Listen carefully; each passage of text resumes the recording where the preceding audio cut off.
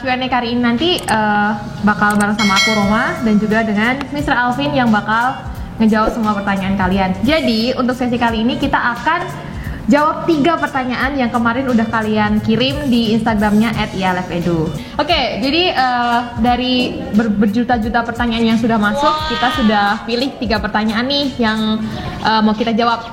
Yang pertama ada dari ada dari Afrina Baso. Dia nanya gini nih, hai Kak Alvin, mau tanya bagaimana menjaga komitmen dalam belajar bahasa Inggris? Biasanya sih kalau kita kehilangan komitmen dalam sesuatu itu karena kita melakukannya dengan cara yang salah. Jadi misalnya kita mempelajari bahasa Inggris dengan pemahaman kita, saya mempelajari aturannya aja nih. Jadi kayak ya belajar matematika, dia hafal formulanya, jadi kayak present simple, past continuous. Sementara bahasa Inggris atau apapun itu adalah untuk digunakan. Jadi caranya agar kita tidak kehilangan komitmen saat belajar bahasa Inggris adalah belajar dengan cara yang pas untuk kita. Kalau misalnya kita suka baca komik nih, katakanlah manga gitu, ya bacalah pada website yang translationnya itu dalam bahasa Inggris. Kalau misalnya itu masih terlalu berat, ya kita baca bahasa Indonesianya samping-sampingan sama yang bahasa Inggrisnya. Atau misalnya kita suka dengerin musik, hidupin aja subtitlenya, atau belajar kayak misalnya ada lyricstraining.com, itu kan bisa kita dengerin sambil kita ngisi lirik gitu kan, kata-kata yang hilang gitu.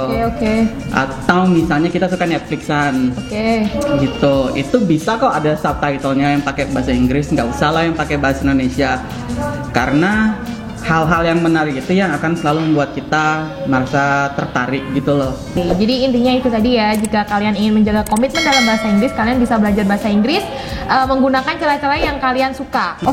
We move to the next question ya. Untuk pertanyaan yang kedua, ini ada pertanyaan dari @mdkrishna_. Dia nanya nih, any tips on how to improve your writing skills? Mungkin kita tahu dulu ya, kayak orang tuh belajar bahasa kayak gimana sih? Kalau bayi itu belajar bahasa, apakah dia langsung belajar ngomong duluan atau langsung belajar nulis duluan? Ada nggak bayi kayak gitu? Bayi belajar nulis apa baca duluan? Bayi Superman mungkin ya. Nangis duluan kayaknya. Nangis duluan. Tapi kan nangis bukan bahasa ya. Benar. Nah, yang saya maksudkan di sini adalah bahasa itu dimulai dari skill yang reseptif. Dari skill yang reseptif itu baru kemudian otak kita memproses menjadi skill yang produktif. Jadi skill untuk mendengarkan dan membaca dulu, baru orang itu bisa kemudian berbicara dan menulis. Nah, kesalahan dari siswa-siswa Indonesia kebanyakan adalah pengennya dapat nilai menulis yang baik, tapi tidak punya kebiasaan membaca. Nah, jadi yang dibaca itu paling cuma kayak dikit banget per hari gitu loh. Jadi caption Instagram aja dibaca. Instagram mantan ya, terutama. Jangan lupa. Pakai second account gitu. Stalking gitu ya, stalking. Curhat ya, Mister. Nah, itu salah. Jadi kita harus membiasakan diri untuk membaca sesuai dengan genre yang ingin kita tulis.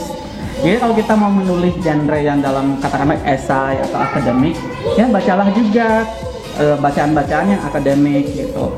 Nggak semua itu levelnya kayak rocket science kok, nggak semua itu yang sulit-sulit banget. Ya. Kan ada tuh kan yang graded readers gitu.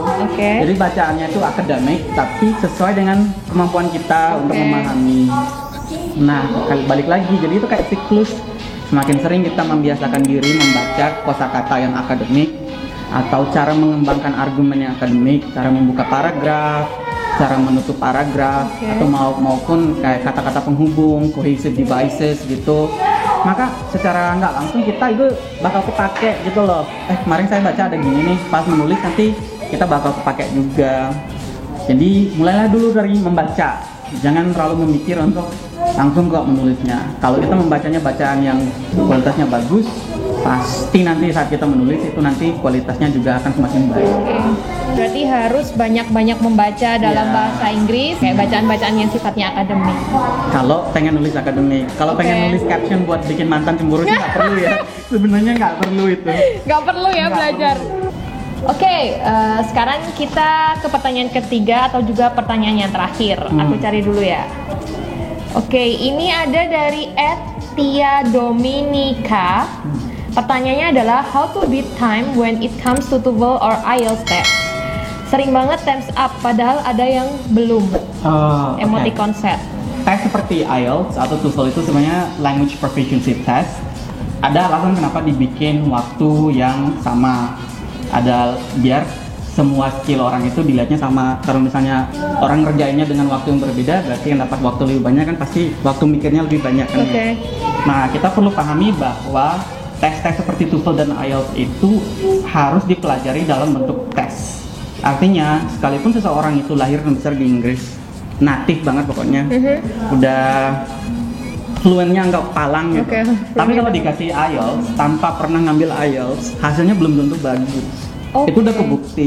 Kenapa? Karena IELTS itu adalah tes, TOEFL itu adalah tes. Persiapannya adalah persiapan mengambil tes. Oke. Karena format pertanyaannya itu sama. Dan buku-buku pelajaran seperti misalnya di IELTS itu kan sudah mempersiapkan strategi-strategi sesuai dengan bentuk soal yang diberikan. Jadi saat kita belajar mempersiapkan diri untuk IELTS dan TOEFL, kita mempersiapkan diri dengan bentuk-bentuk soal yang nanti akan diujikan. Oke. Jadi saat kita ngerjain nih, itu nggak bingungnya tuh nggak lama gitu loh, nggak roaming gitu loh. Oh, nggak roaming ya? Kayak aduh mantan gimana ya, apa Aduh, kabarnya? mantan Oh, lagi buset. ya, misalnya kayak Banyak gitu. mantannya ya. Jadi kita ngeliat pertanyaan, oh kayaknya modal pertanyaannya kayak gini. Berarti saya gimana cara saya mencari jawabannya? Oh paragraf ini yang dibaca atau misalnya kayak gitu. Jadi strategi itu dibangun seiring dengan semakin sering kita mempersiapkan diri sesuai dengan bentuk soal yang akan diujikan. Jadi jangan berharap kalau misalnya saya ke Inggris 5 tahun terus balik langsung ngetes IELTS terus berharap bisa selesai IELTS-nya dengan waktu yang ditentukan terus dapat nilai bagus belum tentu. Oke. Jadi Persiapan IELTS harus dengan bentuk soal IELTS, persiapan TOEFL harus dengan bentuk soal TOEFL. Jadi itu lebih kayak lebih teknik pengerjaan ya sebenarnya. Sebenarnya. Oke, jadi teknik. gimana sih teknik buat ngerjain TOEFL sama IELTS dalam waktu yang sudah ditentukan tapi skornya bisa tinggi? Jadi kalau kita ngerjain IELTS writing task 1 ya 20 menit, selesai nggak selesai harus dikumpulin. Oke. Padahal cuma latihan doang. Jadi membiasakan diri kita untuk berpikir dalam waktu yang ditentukan. Oke. Gitu.